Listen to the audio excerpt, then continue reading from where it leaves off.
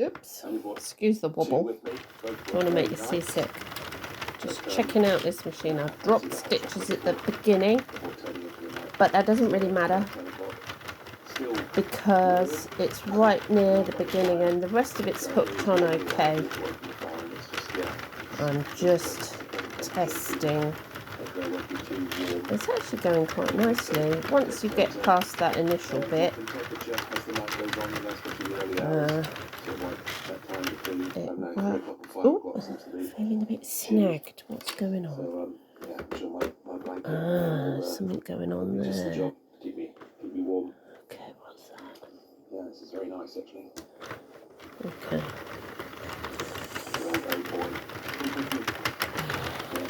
Hope that's not another drop because that will ruin it. I'll have to take it all apart and start again. I think so far it's okay. See, every time the white one pops up, but there's that one there. I don't know what's going on with that. Maybe there's a rough bit on there. Feels alright.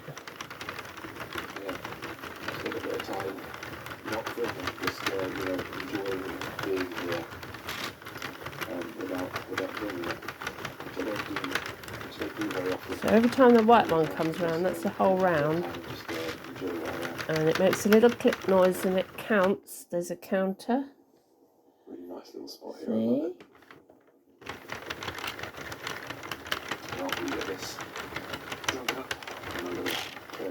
And quite a late one last night. it's growing. See, this is the beginning. And I did drop some stitches right at the start, but often the beginning is a bit annoying anyway, so from there. But we'll see. I've watched a few videos on YouTube, good old YouTube, on the best way to cast on and off. Obviously I haven't got it right, but that's not bad for the first try.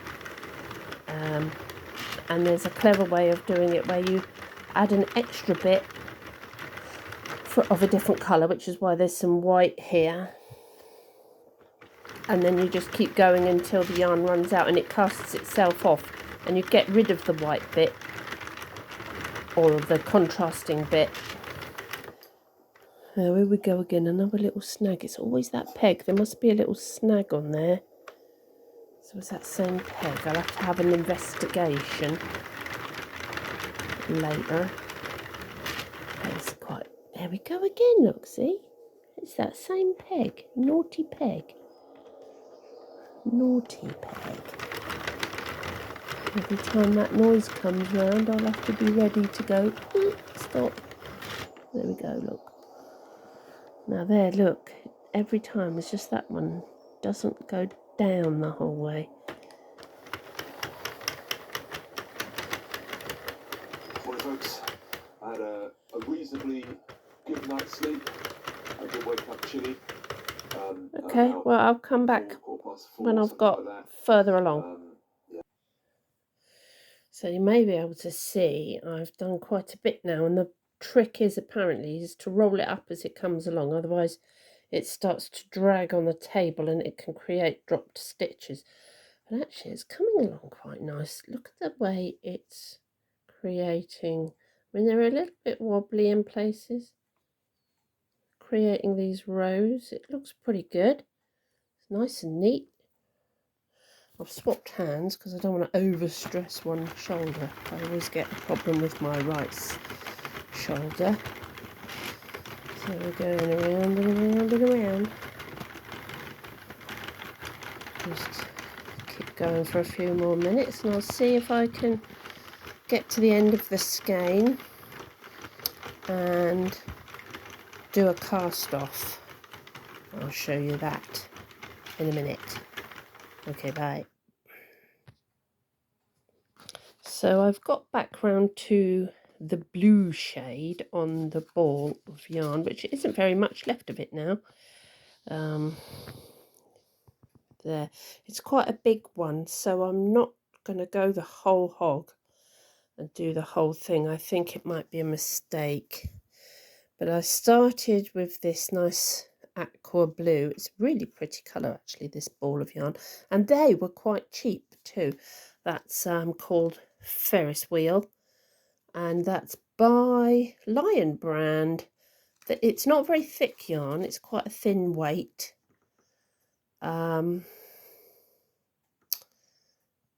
Let's have a look. Oh, I could make a scarf. I could just go to the end and it reckons it'll make a scarf. I suppose hats are always the first thing that everybody makes. Anyway, so the idea is to put on a different coloured yarn and let it go around about 5 or 6 or maybe 10 rows, which is what I did at the beginning. And then you just stop it or cut it and let the hooks do a final spin and they just disconnect themselves, and then you're not, because the other way is like looping and hooking and unhooking and a lot of fiddling about, which could take 10 times longer than a normal doing a round, you know, and letting it drop off. What shall I do? Go the scarf length? Trouble is, I don't think it would be enough to be a scarf. I'd have to put 2 rows in. I think I'll stop here. I'll put the white row on and do that. So I'll just stop this for a minute and then I'll show you when I've put the white on. So you just lay the white through this little channel here. Take the blue out of the loop, if you know what I'm saying. And then I'm gonna put that in the middle and just hope that it does the right, keeps it from tangling. Now the white's going back on, and this will be sort of what have I got on there at the moment. 168. Maybe I'll just do a couple more rows in the blue to even it up. Couple more rows in the blue.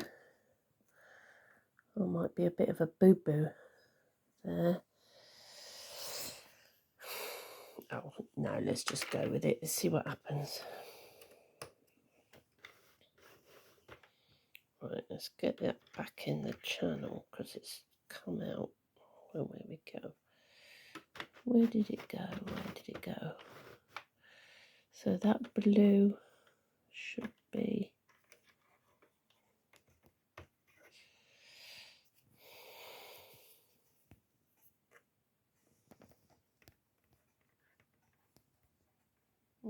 just a second.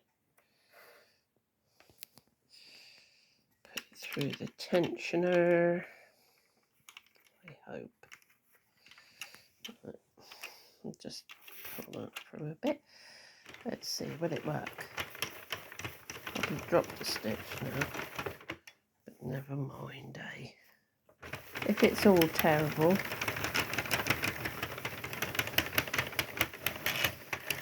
if it's really terrible, I'll just unpick it all and start again. This is, after all, piece number 1, the demo. I'm in a bit of a tangle with my cable and my finger and everything. So here we go. Let's do this a bit better. That's better. Let's see. Yeah, I dropped a few. Oh, bum. Bum. Okay. Let's leave it there and take it off and see what happens. So as you can see at the end, it just lets go. And there we have this piece, which I'm quite impressed with.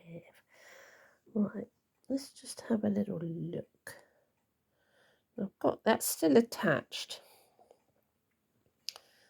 And this is the right side that would face out.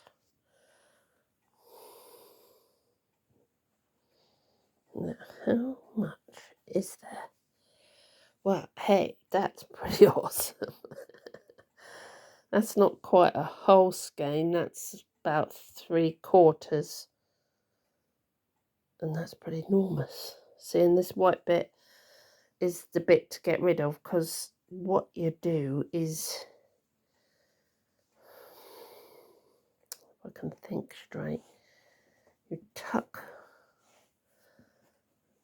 it. Ooh. It's a snuffleupagus trunk warmer. Right, so you tuck it down inside itself with the pretty side out.